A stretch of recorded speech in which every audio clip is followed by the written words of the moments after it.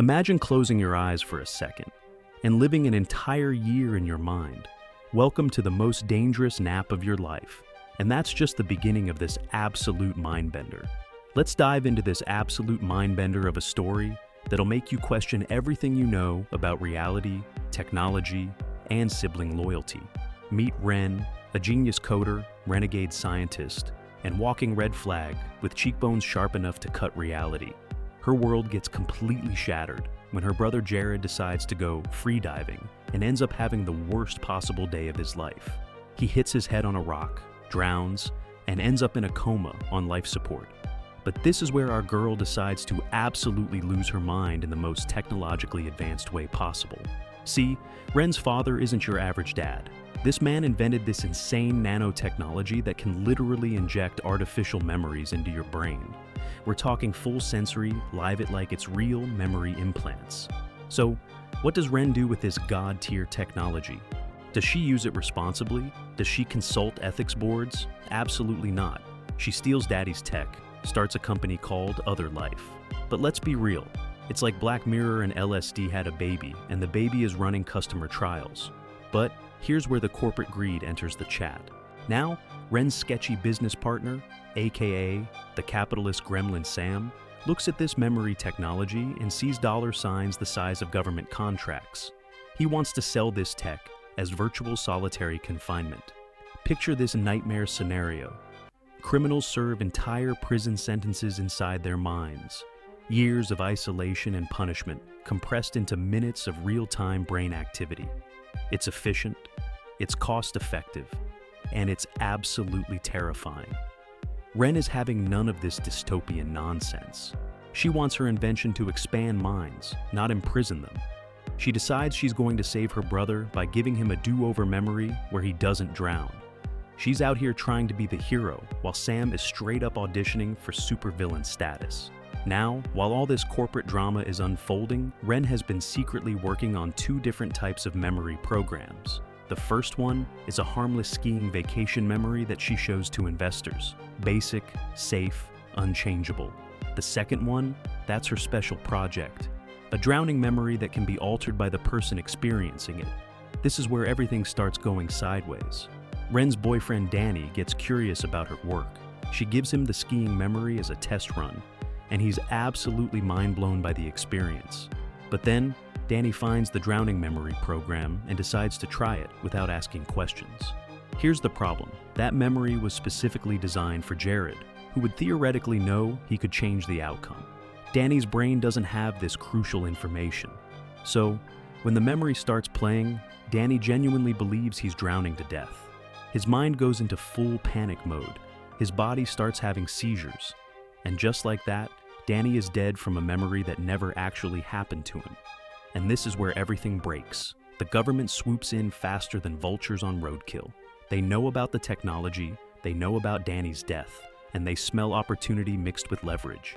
They present Ren with an offer she literally cannot refuse. Volunteer for their virtual solitary confinement experiment, or face criminal charges for Danny's death.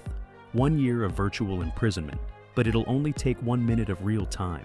Sam, being the absolute snake that he is, convinces her it's no big deal, just 60 seconds of real life for a year of fake punishment. What could possibly go wrong? Spoiler alert, everything. Ren agrees because at this point, what choice does she have? She enters the simulation expecting a controlled, predictable experience. Instead, she gets thrown into a stark, gray prison cell with nothing but canned food, concrete walls, and her own deteriorating sanity for company. Days turn into weeks, weeks turn into months. She's counting down to day 365, believing that once she hits that milestone, she'll wake up back in reality. But when the counter finally reaches the end, something absolutely insane happens. The day counter resets to 001. The program is bugged, looping endlessly, and Ren realizes she's trapped in virtual solitary confinement with no escape route. This is when our girl completely loses it and starts destroying everything in her cell like she's auditioning for a one-woman demolition crew. But here's where this movie goes from psychological thriller to straight-up reality-bending chaos. In her rage-fueled destruction spree, Ren discovers a loose panel in her cell wall. She pushes it open, expecting to find more concrete, but instead finds herself stepping out into what appears to be the real world. Except, it's not the real world. It's another layer of simulation that her brain created. Like Inception's angsty cousin, years of testing memory technology has basically turned Ren's mind into a virtual reality supercomputer. Her brain is so adapted to artificial environments that it can spontaneously generate entire simulated worlds, complete with people, places, and fully functional storylines. In this fake real world, Ren discovers that a full year has passed while she was imprisoned. Sam has completely taken over her company, stolen all her work, and convinced everyone that she cashed out and moved to Italy to live her best life. The absolute audacity of this man is truly breathtaking, but plot twist level, savage. In this virtual world, Danny is alive and well. Ren's subconscious mind couldn't process his death, so it resurrected him in the simulation. Together, they plan the most cathartic corporate heist in cinema history. They break into the Other Life offices, steal back all of Ren's research, and she finally perfects the memory program she originally created for Jared. This is her moment of triumph, her chance to finally save her brother and make everything right.